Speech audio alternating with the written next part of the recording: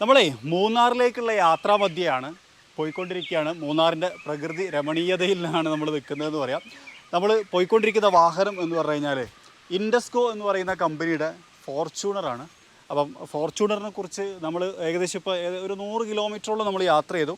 ആ സമയത്ത് നമുക്ക് തോന്നിയ കാര്യങ്ങൾ, ഫോർച്യൂണറിൻ്റെ ബെനിഫിറ്റ്സ് അല്ലെങ്കിൽ അതിൻ്റെ പ്രാക്ടിക്കാലിറ്റി തുടങ്ങിയിട്ടുള്ള കാര്യങ്ങളാണ് ഇന്ന് ഈ ഒരു വീഡിയോയിലൂടെ നമ്മൾ ചെക്ക് ചെയ്തത്. പ്രത്യേകിച്ച് നമ്മൾ കൂടുതലും ഡ്രൈവ് ചെയ്തിട്ടുള്ളത് ഈ ഒരു ഹൈ റേഞ്ചിലേക്ക് ആയതുകൊണ്ട് തന്നെ കയറ്റങ്ങളാണ് കൂടുതലും. അപ്പോൾ അതിൻ്റെ വിശേഷങ്ങളാണ് നമ്മളിന്ന് പങ്കുവെക്കാൻ പോകുന്നത്. നമുക്ക് വാഹനം തന്നിട്ടുള്ളത് ഞാൻ പറഞ്ഞു, ഇൻഡസ്കോ എന്ന് പറയുന്ന റെൻ്റ് സർവീസ് ടീമാണ്. അവരുടെ വിശദമായിട്ടുള്ള വിശേഷങ്ങൾ നമ്മളിപ്പോൾ ഒരുപാട് ഇൻസ്റ്റാഗ്രാം സ്റ്റോറിയൊക്കെ ഇട്ട സമയത്ത് ഒരുപാട് ആൾക്കാർ ചോദിച്ചിരുന്നു. ആ ഒരു വിഷയം കൂടി ഞാൻ ഈ വീഡിയോയുടെ ഉള്ളിൽ ഉൾപ്പെടുത്തിയിട്ടുണ്ട്. അപ്പോൾ എല്ലാ കൂട്ടുകാർക്കും നമ്മളുടെ പുതിയൊരു വീഡിയോയിലേക്ക് ഹൃദ്യമായ സ്വാഗതം.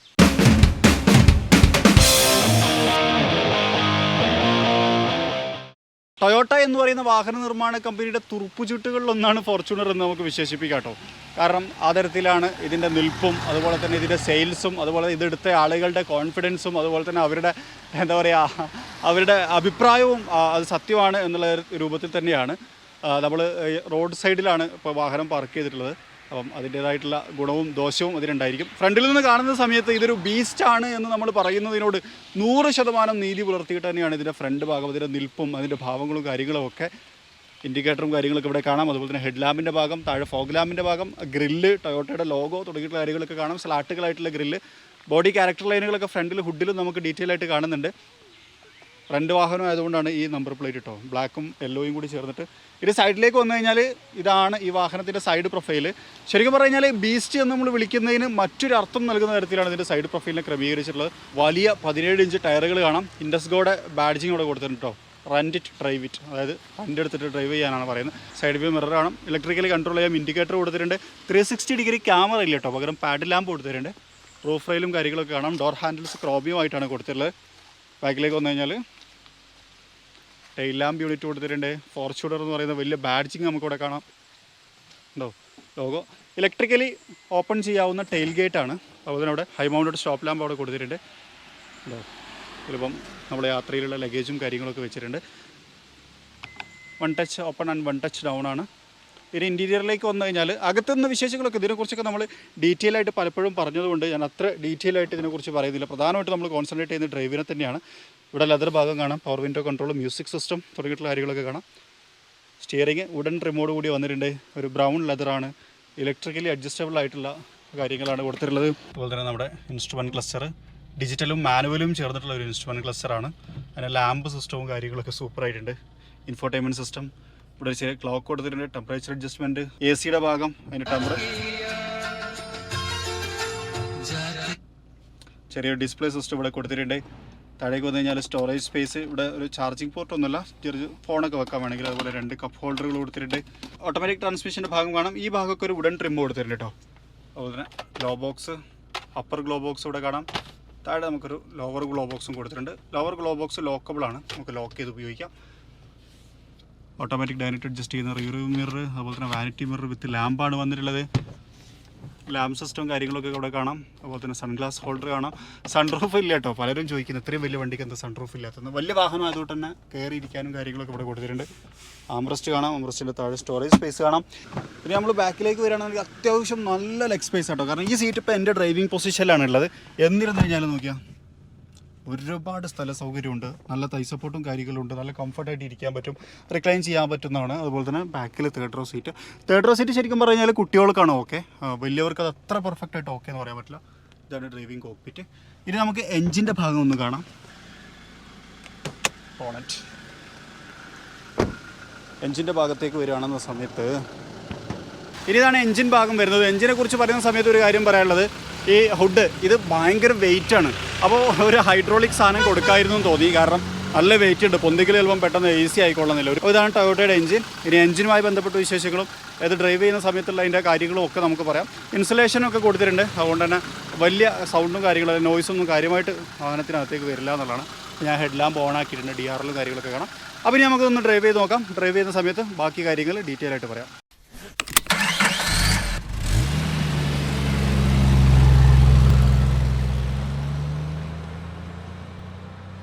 അപ്പോൾ നമ്മളേ ഒരു കയറ്റം കയറാൻ പോവുകയാണ്. അത്യാവശ്യം നല്ല കുത്തനെയുള്ളൊരു കയറ്റമാണ്. നമുക്കൊരു 40 to 50 എന്ന് പറഞ്ഞ രൂപത്തിൽ പറയാം. പക്ഷേ നോക്കിയാൽ വളരെ കൂളായിട്ട് ഒരു പ്രശ്നമില്ല. അതായത് നമ്മൾ ഇത്രയും വലിയൊരു കയറ്റം കയറുന്നു എന്നുള്ളൊരു ഫീൽ ഒന്നുമില്ലാതെ വളരെ സിമ്പിളായിട്ട് കയറിപ്പോയി. ഇങ്ങനെയൊക്കെ കയറുന്ന സമയത്ത് ശരിക്കും പറഞ്ഞാൽ ഒരു സാധാരണ കാറിട്ട് കയറുന്ന സമയത്ത് നമുക്കൊന്ന് ശങ്ക പോയേക്കാവുന്ന ഒരു കയറ്റം എന്ന് വേണമെങ്കിൽ പറയാം. അങ്ങനത്തെ ഒരു കയറ്റാണ് നമ്മളിപ്പോൾ വളരെ സിമ്പിളായിട്ട് പുഷ്പം പോലെ പുട്ടുപോലെ കയറി പോകുന്നത്. അപ്പോൾ ഈ ഫോർച്യൂണർ എന്ന് പറയുന്ന വാഹനം നമ്മൾ ഓടിച്ചുകൊണ്ടിരിക്കുന്ന സമയത്ത് നമുക്ക് കിട്ടുന്ന പ്രധാനപ്പെട്ട ഒരു ഫീൽ ഞാൻ നേരത്തെ പറഞ്ഞ പോലെ തന്നെ ആ ഒരു കോൺഫിഡൻസ് ലെവൽ ഒരു രക്ഷയില്ല, ഹെവിയാണ്. വളരെ എവിടേക്കും അനായാസേന കയറി പോകാം, അല്ലെങ്കിൽ ഈ വാഹനം ഇട്ട് പോവാം, ഈ വാഹനം കൊണ്ടുപോവാം, അത് മോശമുള്ള റോഡാണ്, പ്രശ്നമില്ല, നമുക്കങ്ങ് ഇറങ്ങി പോവാം എന്നൊക്കെ ഉള്ളൊരു ഫീല് ശരിക്കും ജനറേറ്റ് ചെയ്യും നമ്മൾ ഈ ഒരു ഫോർച്യൂണർ എന്ന് പറയുന്ന വാഹനം ഉപയോഗിച്ചുകൊണ്ടിരിക്കും കേട്ടോ. അതൊരു നല്ല പ്ലസ് പോയിൻ്റാണ്, നമുക്ക് ആവശ്യമുള്ളൊരു സംഭവമാണ്. ഫോർച്യൂണർ എന്ന് പറയുന്ന വാഹനം നമ്മൾ ഓടിക്കാൻ തുടങ്ങുന്ന സമയത്ത് നമുക്ക് ആദ്യം കിട്ടുന്ന കുറച്ച് ഫീലുകൾ അതെന്താണെന്നുള്ളത് ഞാൻ ആദ്യം പറയാം. ഒന്നാമത്തെ കാര്യം എന്ന് വെച്ച് കഴിഞ്ഞാൽ കമാൻഡിങ് പൊസിഷനാണ്. സീറ്റിൽ നമ്മളിപ്പം ഈ കയറിയിരിക്കുന്ന സമയത്ത് ഇപ്പോൾ ഞാനിതുവരെ ഓടിച്ചിട്ടുണ്ടായിരുന്നത്, അപ്പോൾ അതായത് ഈ വാഹനത്തിലേക്ക് കയറുന്നത് വരെ ഞാൻ ഡ്രൈവ് ചെയ്തുകൊണ്ടിരുന്നത് സ്വിഫ്റ്റാണ്. ആ സ്വിഫ്റ്റിൽ നിന്ന് മാറിയിട്ട് ഇതിലേക്ക് വരുന്ന സമയത്ത് ശരിക്കും ആ ഒരു വ്യത്യാസം നമുക്ക് ഫീൽ ചെയ്യും. അത്രയും ഉയരത്തിലേക്ക് നമ്മൾ കയറിയിരിക്കുന്നു, അത്രയും വലിയ ഒരു വാഹനത്തിലേക്ക് കയറിയിരിക്കുന്നു എന്നൊക്കെ ഉള്ളൊരു ഫീൽ ശരിക്കും നമുക്ക് കിട്ടും. അതായത് പക്ക ഒരു കമാൻഡിങ് പൊസിഷനിലേക്ക് നമ്മൾ എത്തുന്നുണ്ട്. രണ്ടാമത്തൊരു കാര്യം നമുക്ക് ഫോർച്യൂണർ ഓടിക്കാൻ തുടങ്ങുന്ന സമയത്ത് തോന്നുന്നതെന്ന് വെച്ച് കഴിഞ്ഞാൽ ഭയങ്കരമായിട്ടൊരു കംഫർട്ട്. സസ്പെൻഷനും കാര്യങ്ങളൊന്നും മോശമല്ല. ഇനി അത്യാവശ്യം ബാഡ് റോഡിലൂടെ പോകുന്ന സമയത്ത് പോലും ഒരു കുഴപ്പമില്ലാണ്ട് നമുക്ക് മുന്നോട്ട് പോകാൻ കഴിയുന്ന തരത്തിലുള്ള ഫെസിലിറ്റീസ്, അതുപോലെ ഗ്രിപ്പ്, അതുപോലെ തന്നെ ഗ്രൗണ്ട് തുടങ്ങിയ കാര്യങ്ങളൊക്കെ തന്നെയും നമുക്കിതിനകത്ത് ആദ്യം തന്നെ ഫീൽ ചെയ്യാം. പിന്നെ അതുപോലെ തന്നെ ഈ വാഹനത്തിൻ്റെ വെയിറ്റിനെ കുറിച്ച് പറയുകയാണെങ്കിൽ, അതായത് നമ്മൾ ഒരു ആളെ കാണുന്ന സമയത്ത് അതിൻ്റെ തടിയും വണ്ണം എന്നൊക്കെ നമ്മൾ പറയില്ല. അപ്പോൾ അതേപോലെ ഈ ബീസ്റ്റ് വാഹനം നമ്മൾ കാണുന്ന സമയത്ത് ബീസ്റ്റ് ആണെങ്കിലും ഓടിച്ച് തുടങ്ങുമ്പോൾ ഇതിൻ്റെ ആ ഒരു വെയിറ്റ് നമ്മളെ ഭയങ്കര കോൺഫിഡൻസ് ജനറേറ്റ് ചെയ്യുന്നുണ്ട്. ആക്സലറേഷൻ കൊടുക്കുന്ന സമയത്തൊക്കെ ഒരു വലിയ വാഹനം ഓടിക്കുന്നു എന്നുള്ളൊരു ഫീല്, ആ ഒരു കോൺഫിഡൻസും നമുക്കിത് ഡ്രൈവ് ചെയ്യുന്ന സമയത്തുണ്ട്. അതും നമ്മൾ ഈ വാഹനത്തിനകത്തേക്ക് കയറിയിരുന്ന് ഡ്രൈവിംഗ് സ്റ്റാർട്ട് ചെയ്യുന്ന സമയത്ത് തോന്നുന്ന ആദ്യത്തെ കാര്യമാണ്. പിന്നെയുള്ള ഒരു കാര്യം എന്ന് വെച്ച് കഴിഞ്ഞാൽ യാത്രാ കംഫർട്ട് ഒന്നും പറയാനില്ല. ദീർഘദൂര യാത്ര, അപ്പോൾ നമ്മൾ ഒറ്റ സ്ട്രെച്ചിൽ 100 കിലോമീറ്ററോളം ഡ്രൈവ് ചെയ്തു. അങ്ങനെ ഡ്രൈവ് ചെയ്യുന്ന സമയത്ത് വാഹനത്തിനകത്തേക്ക് യാത്രാക്ഷീണം വരുന്നില്ല. അതുപോലെ തന്നെ റോട്ടിലെ ബാഡ് റോഡ്സിലെ കാര്യങ്ങളൊന്നും തന്നെ നമുക്ക് വാഹനത്തിനകത്തേക്ക് ഫീൽ ചെയ്യുന്നില്ല. അങ്ങനെ ഒരു വലിയൊരു ഗുണവും നമുക്കിത് ദീർഘദൂര യാത്രയിൽ ഫീൽ ചെയ്യും. ഡ്രൈവ് ചെയ്തിട്ട് മുഷിയുന്നില്ല. അപ്പോൾ എന്തായാലും നമ്മൾ ഏത് വാഹനം ഡ്രൈവ് ചെയ്ത് കഴിഞ്ഞാൽ നമ്മൾ മുഷിച്ചോളൊന്നുമില്ല. പക്ഷേ ചില യാത്ര ചെയ്യുന്ന ആളുകളെ സംബന്ധിച്ചിടത്തോളം ഈ വാഹനവും വളരെ കോൺഫിഡൻ്റ് ആണ്, വളരെ കംഫർട്ടാണ് എന്നുള്ളത് തന്നെയാണ്. അത് ബാക്കിലിരിക്കുമ്പോഴും ഫ്രണ്ടിലിരിക്കുമ്പോഴും ഒക്കെ തന്നെയും നമുക്ക് ആ ഒരു ഫീല് കിട്ടുന്നുണ്ട്. അപ്പോൾ നമ്മൾ ആക്സലറേഷനെ കുറിച്ച് പറയുന്ന സമയത്ത് നമ്മളിപ്പോൾ ഓടിച്ചുകൊണ്ടിരിക്കുന്നത് ഓട്ടോമാറ്റിക് ട്രാൻസ്മിഷനാണ്. ആക്സലറേഷൻ കൊടുക്കുമ്പോൾ നമ്മൾ ആ ഫസ്റ്റ് കിക്കിനാവാനെടുക്കുന്ന ഒരു ചെറിയ മൊമെൻറ്റിൽ ഒരു ലാഗ് നമുക്ക് ഫീൽ ചെയ്യുന്നുണ്ട്. അത് കഴിഞ്ഞ് കഴിഞ്ഞാൽ പിന്നെ വാഹനം അങ്ങോട്ട് കയറി പോകുന്ന ഒരു ഫീല്, ലീനിയറായിട്ട് പവർ ഡിസ്ട്രിബ്യൂട്ട് ചെയ്യുന്നു, അതിനനുസരിച്ച് കയറി പോകുന്നു. അതുപോലെ തന്നെ ഗിയറുകൾ തമ്മിൽ മാറിക്കൊണ്ടിരിക്കുമ്പോൾ, അതായത് ഗിയർ ഷിഫ്റ്റ് വരുന്ന സമയത്ത് ചെറിയൊരു ഫീല് നമുക്ക് കിട്ടുന്നുണ്ട്. അതായത് ഗിയർ മാറുന്നു എന്നുള്ളൊരു ഫീല് നമുക്ക് കിട്ടുന്നു. DCT ഒന്നുമല്ലല്ലോ, സ്വാഭാവികമായിട്ടും ആ ഒരു ചെറിയൊരു ടൈം ഡിലേ നമുക്ക് ഫീൽ ചെയ്യുന്നുണ്ട്. അത് വലിയൊരു ഫീലെന്നൊന്നും പറയാൻ പറ്റില്ല, ചെറിയൊരു ടൈം ഡിലേ തന്നെയാണ്. പിന്നെ ഈ കർവുകളൊക്കെ ഓടിക്കുന്ന സമയത്തൊക്കെ ഭയങ്കര കോൺഫിഡൻ്റ് ആട്ടോ നമുക്ക്. അതായത് ഒരു പ്രശ്നമില്ലാതെ നമുക്കത് കർവൊക്കെ എടുത്ത് നമുക്ക് മുന്നോട്ട് പോകാൻ പറ്റുന്നുണ്ട്. ബോഡി റോൾ ഉണ്ട് കേട്ടോ, ഇല്ല എന്ന് പറയാൻ പറ്റില്ല. തീർച്ചയായിട്ടും ബോഡി റോൾ നമുക്ക് വാഹനത്തിനകത്തേക്ക് ഫീൽ ചെയ്യുന്നുണ്ട്. പിന്നെ സ്റ്റിയറിങ്ങിൻ്റെ റെസ്പോൺസും കാര്യങ്ങളും ഒക്കെ സൂപ്പറാണ്. ഇത്രയും വലിയ വാഹനത്തൊക്കെ കൺട്രോൾ ചെയ്യാൻ വളരെ ലൈറ്റായിട്ട് നമുക്ക് പറ്റുന്നു. ബ്രേക്കിംഗ് മാത്രം വലിയ പ്രശ്നമൊന്നും വരണ്ടോ, കൂളാണ്, സ്മൂത്തായിട്ടുള്ള ബ്രേക്കിംഗ് സിസ്റ്റവും കാര്യങ്ങളൊക്കെ തന്നെയാണ് വരുന്നത്. ഏതായാലും ദീർഘദൂര യാത്രകൾക്ക് ഈ വാഹനം എന്തുകൊണ്ടും പെർഫെക്റ്റ് ആണ് എന്നുള്ളതിനെ പറയാം. സിറ്റി ഡ്രൈവിനിടയിലും നമ്മൾ ഭയങ്കര കമാൻഡിങ് പൊസിഷനിലിരുന്ന് റോഡൊക്കെ കണ്ട് റോട്ടിലെ മുന്നത്തെ പ്രശ്നം ബ്ലോക്കും ഒക്കെ എപ്പോൾ തീരുന്നു എന്നൊക്കെ മനസ്സിലാക്കി ഡ്രൈവ് ചെയ്യാൻ ഈ ക്യാപ്റ്റൻ പൊസിഷൻ നമ്മളെ സഹായിക്കുന്നുണ്ട്. അത് നമുക്ക് എടുത്തു പറയാവുന്നൊരു കാര്യമാണ്. മാനുവൽ എന്തൂസിയാസം ആഗ്രഹിക്കുന്ന ആളുകൾക്ക് ഇപ്പോൾ ഈ ലാഗൊന്നും വേണ്ട, നമ്മൾ ഇഷ്ടത്തിന് മാറണം എന്നുള്ളത് തോന്നുന്നു. പിന്നെ നമ്മൾ ഗിയർ മാറണം എന്ന് തോന്നുന്ന സമയത്ത് ശരിക്കും ഗിയർ മാറുന്നുണ്ട്, അതിന് പ്രശ്നമൊന്നുമില്ല. ആ കോമ്പിനേഷൻ കറക്റ്റ് തന്നെയാണ്. പക്ഷേ ആ ഒരു ചേഞ്ച് ചെയ്യുന്ന സമയത്തെ ഫീല് നമുക്ക് കിട്ടുന്നുണ്ട് എന്നുള്ളൊരു കാര്യം മാത്രമാണ് ഞാൻ പറഞ്ഞത്. അപ്പോൾ ഞാൻ ശരിക്കും പറഞ്ഞു കഴിഞ്ഞാൽ ഈ വാഹനം ഏകദേശം 100 കിലോമീറ്ററോളം ഞാനിത് ഡ്രൈവ് ചെയ്തു.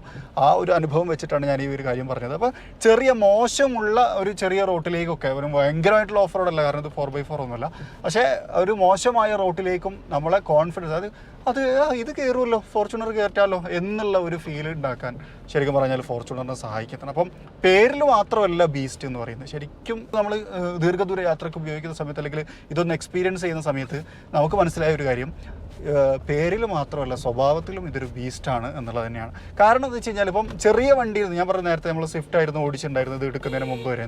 ആ സ്വിഫ്റ്റിൽ നിന്ന് മാറിയിട്ട് ഇതിലേക്ക് കയറിയിരിക്കുന്ന സമയത്ത് ഇത് പെട്ടെന്ന് നമുക്കൊരു മെരുങ്ങാൻ പാടുപെടുന്ന ഒരു ഫീൽ ചിലപ്പം ഉണ്ടായേക്കാം ചില ആളുകൾക്ക്. അങ്ങനെയുള്ള ആളുകൾ കുറച്ച് സമയം കഴിഞ്ഞാൽ, അതായത് കുറച്ച് ദൂരം ഈ വാഹനം ഒന്ന് ഓടിച്ചു കഴിഞ്ഞാൽ പിന്നെ അത് അവരോട് അങ്ങ് ഇണങ്ങും. അങ്ങനൊരു പ്രത്യേകത എനിക്ക് ഫീൽ ചെയ്തു. നമ്മളോട് അങ്ങോട്ട് ഇണങ്ങിയിട്ട് നമുക്കത് കറക്റ്റ് മനസ്സിലായത് സ്വാഭാവികമായിട്ടും എല്ലാ കാര്യവും അങ്ങനെ തന്നെയാണ്. പക്ഷേ എന്ന് പറഞ്ഞു കഴിഞ്ഞാൽ ഇത് കുറച്ചും കൂടി നമ്മളോട് അങ്ങ് ഇണങ്ങിയിട്ട് നമുക്ക് ഡ്രൈവ് ചെയ്യാൻ കഴിയുന്നൊരു ഫീലിലേക്ക് ഇത്രയും വലിയ വാഹനം, അതായത് ചെറിയ വാഹനം ഓടിച്ച ആൾക്ക് ഭയങ്കര പേടിയായിരിക്കും നീളമുള്ള വാഹനത്തിലേക്ക് വരുന്നു. ഇത് 7 സീറ്ററാണ്, കുറച്ചും കൂടി നീളമുണ്ട്, എങ്ങനെയായിരിക്കും, ഭയങ്കര പാടായിരിക്കുമോ, ഓടിച്ചെടുക്കാൻ പാടായിരിക്കുമോ തുടങ്ങിയിട്ട് ഒരുപാട് സംശയങ്ങളുണ്ടായിരിക്കും. അതിനൊന്നും യാതൊരു പ്രസക്തിയും ഇല്ല എന്ന് തെളിയിക്കുന്ന തരത്തിൽ തന്നെയാണ് ഇപ്പോൾ നമ്മൾ ഡ്രൈവ് ചെയ്തുകൊണ്ടിരിക്കുന്ന ഈ വാഹനത്തെക്കുറിച്ച് പറയാനുള്ളത്. ഇനി എനിക്ക് പറയാനുള്ളത് ഇൻഡസ്കോ എന്ന് പറയുന്ന സർവീസിനെ കുറിച്ചാണ്. അപ്പോൾ നമ്മൾ ഇൻസ്റ്റാഗ്രാമിലൊക്കെ സ്റ്റോറി ഇട്ടപ്പം, ഇൻസ്റ്റാഗ്രാം ഫോളോ ചെയ്യാത്ത സുഹൃത്തുക്കളുണ്ടെങ്കിൽ ഇൻസ്റ്റാഗ്രാം ഒന്ന് ഫോളോ ചെയ്യണം. അപ്പോൾ ഇൻസ്റ്റാഗ്രാമിൽ നമ്മൾ ധാരാളം സ്റ്റോറി ഇട്ടപ്പോൾ ഒരുപാട് കാര്യങ്ങൾ ചോദിച്ചിരുന്നു. ഇത് എങ്ങനെയാണ് റെൻറ്റിന് എടുക്കുക, എവിടെയൊക്കെ അവൈലബിൾ ആയിരിക്കും, എവിടെയൊക്കെ കിട്ടും തുടങ്ങിയിട്ട് ഒരുപാട് കാര്യങ്ങൾ ചോദിച്ചു. അപ്പോൾ അതിനെക്കുറിച്ച് പറയുകയാണെന്നുണ്ടെങ്കിൽ ഇൻഡസ്കോ എന്ന് പറഞ്ഞു കഴിഞ്ഞാൽ കേരളത്തിൽ മൊത്തം അവൈലബിൾ ആയിട്ടുള്ള ഒരു റെൻറ്റേക്കർ സർവീസാണ്. നമുക്ക് ആവശ്യമുള്ള സമയത്തേക്ക് നമുക്ക് എന്ത് ചെയ്യാം, ഈ വാഹനം റെൻറ്റിനെടുക്കാം.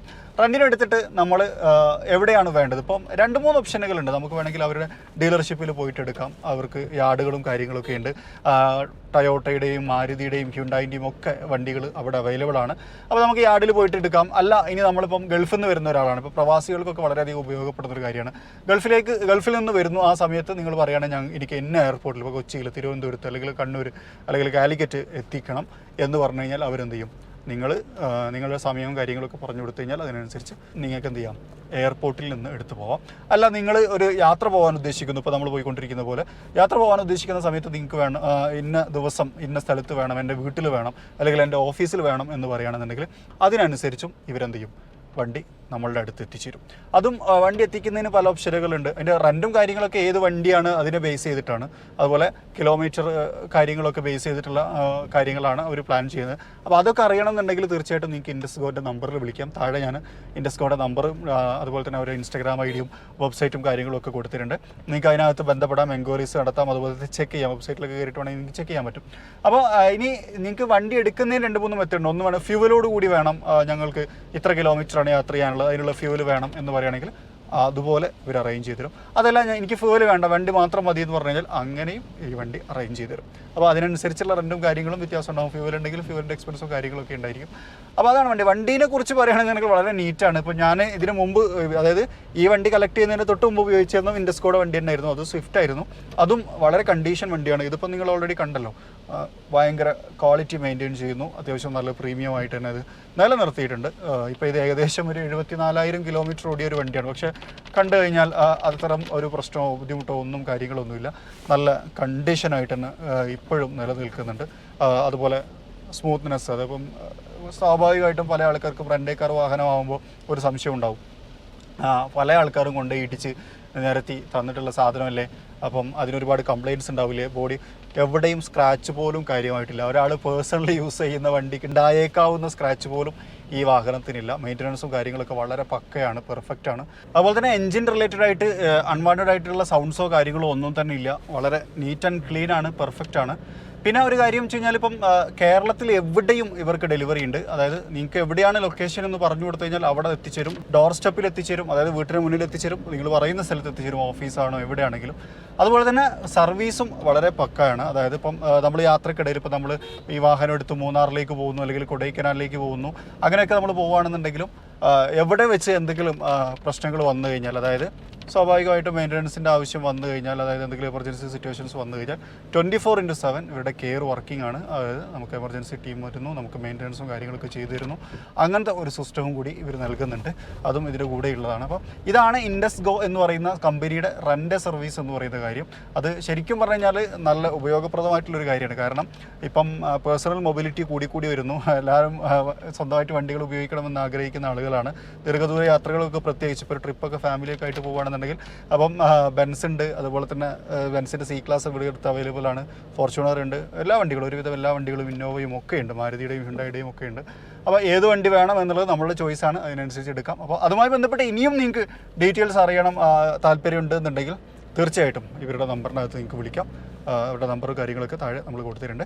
അപ്പോൾ അതാണ് ഇൻഡസ് ഗോ എന്ന് പറയുന്ന സ്ഥാപനം. അതിനെക്കുറിച്ചാണ് ഇപ്പോൾ നമ്മൾ പറഞ്ഞത്. അപ്പോൾ ഇനി നമുക്ക് പറയാനുള്ളത് വീണ്ടും ഡ്രൈവിംഗ് ആണ്. ഇപ്പോൾ നമ്മളൊരു കയറ്റം കയറുകയാണ്, ഒരു അത്യാവശ്യം നല്ല മോശമല്ലാത്തൊരു ഹില്ല്, അതായത് ഇപ്പോൾ മൂന്നാറിലേക്ക് പോകുന്ന സമയത്തുള്ള കയറ്റം നിങ്ങൾക്ക് അറിയാലോ. ഇതൊക്കെ വളരെ സിമ്പിളായിട്ട് ഒറ്റ സ്ട്രെച്ച് നമുക്ക് കയറി വരുന്നുണ്ട്. എഞ്ചിന് അത്ര കാര്യമായിട്ട് എഫേർട്ട് എടുക്കുന്ന ഫീലോ ഭയങ്കരമായിട്ട് റവ് ചെയ്യുന്ന ഫീലോ ഒന്നും തന്നെ നമുക്ക് കിട്ടുന്നില്ല. വളരെ കൂളാണ്, സൈലൻ്റ് ആണ്, റിഫൈൻഡ് ആണ്. വാഹനത്തിനകത്തേക്കും അങ്ങനെ കാര്യമായിട്ട് സൗണ്ടോ വിന്നോയ്സോ കാര്യങ്ങളോ ഒന്നും തന്നെ ഇല്ല. അതാണ് ഫോർച്യൂണറിനെ കുറിച്ച് പറയുമ്പോൾ ഇങ്ങനെയാണ് ശരിക്കും എനിക്ക് ഫീൽ ചെയ്തത്. ഇത്ര വലിയൊരു ദീർഘമായ യാത്രക്കിടയിൽ എനിക്ക് ഫീൽ ചെയ്ത കാര്യങ്ങളാണ് ഞാൻ പറഞ്ഞത്. അപ്പോൾ നമ്മൾ ശരിക്കും പറഞ്ഞാൽ ഈ വാഹനം ഹൈ റേഞ്ചിലേക്കാണ് വരുന്നതെന്ന് നമ്മൾ പറഞ്ഞു. അപ്പോൾ കയറ്റങ്ങൾ കയറുന്നുണ്ട്, ഇറക്കങ്ങളുണ്ട്, അതിനനുസരിച്ചുള്ള കാര്യങ്ങളൊക്കെ ഉണ്ട്. നമ്മൾ AC ഇട്ടിട്ട് തന്നെ ഓടിച്ചിട്ടുണ്ടായിരുന്നത്. അപ്പോൾ നമുക്ക് ആവറേജ് ഫ്യൂൽ എഫിഷ്യൻസി നമുക്ക് കിട്ടിയിട്ടുണ്ടായിരുന്നത് 8.8 ആണ്. ശരിക്കും പറഞ്ഞാൽ ഹൈവേ ആണ്, നമ്മളങ്ങനെ കാര്യമായിട്ടൊരു ഓഫ് റോഡിലേക്കൊന്നും കൊണ്ടുപോയിട്ടില്ല. കറക്റ്റ് നല്ല ഹൈവേ, സ്ട്രൈറ്റ് ഒന്നുമല്ല, വളവും തിരിവും കയറ്റവും ഇറക്കവും ഒക്കെ ഉണ്ട്. അപ്പം ആ ഒരു രൂപത്തിലൂടെ നമ്മൾ സ്ലോ ആയിട്ടും ഫാസ്റ്റായിട്ടും ഒക്കെ നമ്മൾ ഡ്രൈവ് ചെയ്യുന്ന സമയത്ത് നമുക്ക് കിട്ടിയ ഫ്യൂൽ എഫിഷ്യൻസിയാണ് ഇപ്പോൾ ഞാൻ കാണിച്ചത്. അതായത് റിയൽ ലൈഫ് ഫ്യൂൽ എഫിഷ്യൻസി നമുക്ക് എന്താണ് കിട്ടിയത് എന്നുള്ളതാണ് കാണിച്ചത്. ഈ വാഹനം ഓടിച്ചു കഴിയുമ്പോൾ ശരിക്കും ഇതിനോടൊരു പ്രണയം അല്ലെങ്കിൽ ഒരു മൊഹബത്ത് നമുക്ക് ഫീൽ ചെയ്തു പോകും. കാരണം ആ തരത്തിലാണ് ഈ വാഹനത്തെ ക്രമീകരിച്ചിട്ടുള്ളതെന്ന് പറയാം. അതുകൊണ്ട് തന്നെയാണ് എനിക്ക് ഒന്ന് ഫോർച്യൂണർ ഉപയോഗിക്കുന്ന കസ്റ്റമേഴ്സ് ഇതിനോട് ഇത്രയും ഹാപ്പി ആയത് എന്ന് എനിക്ക് തോന്നി. ഫ്യൂൽ എഫിഷ്യൻസിയുടെ കാര്യത്തിലല്ല, ഈ ഡ്രൈവ് ക്വാളിറ്റിയുടെ കാര്യത്തിൽ അവർ ഹാപ്പി ആയിരിക്കും എന്നുള്ളത് തന്നെയാണ്. കാരണം അത്രമാത്രം നല്ലൊരു ഡ്രൈവ് ഫീലും നല്ലൊരു ഡ്രൈവ് കോൺഫിഡൻസും നമുക്ക് ഈ വാഹനം പ്രൊവൈഡ് ചെയ്യുന്നുണ്ട്. അതുപോലെ തന്നെ ഡ്യൂറബിലിറ്റിയും നല്ല അടിപൊളിയാണ്. അപ്പോൾ ഇപ്പോൾ ഞാൻ പറഞ്ഞു 74,000 കിലോമീറ്റർ ഓടിയ ഈ ഫോർച്യൂണറിൻ്റെ ക്വാളിറ്റി നിങ്ങൾക്ക് മനസ്സിലായിട്ടുണ്ട്. ഇപ്പോൾ ടൊയോട്ടയുടെ വാഹനങ്ങളെ സംബന്ധിച്ചിടത്തോളം എല്ലാവരും അഭിപ്രായം പറയാറുണ്ട്. കാരണം നമ്മൾ പലപ്പോഴും കേരളത്തിന് പുറത്തൊക്കെ പോകുന്ന സമയത്ത് ചില ഇന്നോവകൾ പേരുടെ നിന്നൊക്കെ യാത്ര ചെയ്യാൻ ചില ഇന്നോവകൾ കിട്ടുമ്പോൾ 5 ലക്ഷം കിലോമീറ്റർ ഓടിയതും 4 ലക്ഷം കിലോമീറ്റർ ഓടിയൊക്കെ ഇന്നോവനൊക്കെ നമ്മൾ കാണാറുണ്ട്. അപ്പോൾ ആ തരത്തിൽ ടൊയോട്ടയുടെ വണ്ടികൾക്ക് ഡ്യൂറബിലിറ്റി എന്നുള്ളത് വളരെ നല്ലൊരു കാര്യമായിട്ട് തോന്നിയിട്ടുണ്ട്. പിന്നെ ഭയങ്കര അസാധ്യമായിട്ടുള്ള ബിൽഡ് ക്വാളിറ്റി കേട്ടോ. ഡോറൊക്കെ നമ്മൾ അടക്കുന്ന സമയത്ത്, അപ്പോൾ ആ ഹുഡിൻ്റെ കാര്യം പറഞ്ഞത്, ഹുഡൊക്കെ നമ്മൾ ക്ലോസ് ചെയ്യുന്ന സമയത്ത്, പൊക്കുന്ന സമയത്തൊക്കെ അത് നല്ല കട്ടിയിലും കനത്തിലും തന്നെയാണ് നിർമ്മിച്ചത് എന്നുള്ളൊരു ഫീല് ശരിക്കും നമുക്ക് കിട്ടുന്നുണ്ട്. അപ്പോൾ ആകെ ഒരു കൺക്ലൂഷൻ എന്നുള്ള രൂപത്തിൽ നമ്മൾ പറയുകയാണെന്നുണ്ടെങ്കിൽ, ദീർഘദൂര യാത്രകൾ പോകാൻ ഉദ്ദേശിക്കുന്ന, കുറച്ചുകൂടി പ്രീമിയമായിട്ട് യാത്ര ചെയ്യാൻ ഉദ്ദേശിക്കുന്ന, കുറച്ചുകൂടി നല്ലൊരു എൻജിൻ വേണമെന്ന് ആഗ്രഹിക്കുന്ന, അല്ലെങ്കിൽ നല്ല കോൺഫിഡൻ്റ് ആയിട്ട് ഡ്രൈവ് ചെയ്ത് പോകണമെന്ന് ആഗ്രഹിക്കുന്ന ആളുകൾക്കൊക്കെ കൺസിഡർ ചെയ്യാൻ പറ്റിയ ഒരു വാഹനമാണ്. ദീർഘദൂര യാത്രയിൽ ഞാൻ നേരത്തെ പറഞ്ഞതുപോലെ തന്നെ മുഷിപ്പ് തീരെ അനുഭവപ്പെടുന്നില്ല എന്ന് തന്നെ പറയാം. അപ്പോൾ എന്തായാലും ഫോർച്യൂണർ എന്ന് പറയുന്ന വാഹനത്തെക്കുറിച്ചാണ് നമ്മൾ ഇത്ര നേരം സംസാരിച്ചുകൊണ്ടിരുന്നത്. നിങ്ങൾക്ക് ഇഷ്ടപ്പെട്ടിട്ടുണ്ടാവുമെന്ന് വിചാരിക്കുന്നു. ഇൻഡസ് ഗോ എന്ന് പറയുന്ന സ്ഥാപനത്തിൻ്റെയാണ് ഇപ്പോൾ നമ്മൾ ഡ്രൈവ് ചെയ്തുകൊണ്ടിരിക്കുന്ന വാഹനം. അവരാണ് നമുക്ക് ഈ ഒരു വാഹനം തന്നിട്ടുണ്ടായിരുന്നത് റിവ്യൂ ചെയ്യാനും മറ്റു ആവശ്യങ്ങൾക്കൊക്കെ വേണ്ടിയിട്ട്. അപ്പം ഇൻഡസ് ഗോനെ കുറിച്ച് അതിൻ്റെ കാര്യങ്ങളൊക്കെ ഞാൻ പറഞ്ഞിട്ടുണ്ടായിരുന്നു. നിങ്ങൾക്ക് ആർക്കെങ്കിലും വാഹനങ്ങൾ എടുക്കണം, അതുപോലെ തന്നെ റെൻറ്റിന് ഉപയോഗിക്കണം എന്നൊക്കെ താല്പര്യമുള്ള ആളുകളുണ്ടെങ്കിൽ നിങ്ങൾക്ക് ഇൻഡസ് ഗോയുടെ നമ്പറിനകത്ത് ബന്ധപ്പെടാം. അവിടെ ഡീറ്റെയിൽസ് കംപ്ലീറ്റ് ഡിസ്ക്രിപ്ഷൻ ബോക്സിനകത്ത് കൊടുത്തിട്ടുണ്ട്. നിങ്ങൾക്ക് ചെക്ക് ചെയ്യാം, വിളിക്കാം, അന്വേഷിക്കാം. ചെറുതും വലുതുമായിട്ടുള്ള എല്ലാ വണ്ടികളും അവരെടുത്തിട്ടുണ്ട് എന്നുള്ള കാര്യമൊക്കെ ഞാൻ പറഞ്ഞിട്ടുണ്ടായിരുന്നു. അപ്പോൾ എന്നാലും നിങ്ങൾക്ക് ഈ ഒരു വീഡിയോ ഇഷ്ടപ്പെട്ടിട്ടുണ്ടാവുമെന്ന് വിചാരിക്കുന്നു. ഇഷ്ടപ്പെട്ടെങ്കിൽ ലൈക്ക് ചെയ്യാൻ മറക്കരുത്, അതുപോലെ തന്നെ സബ്സ്ക്രൈബ് ചെയ്യാൻ മറക്കരുത്. മറ്റൊരു വീഡിയോയിൽ ഇതിലും നല്ല വിശേഷങ്ങളുമായിട്ട് കാണാം. അതുവരെ ചെറിയൊരു ബ്രേക്ക്.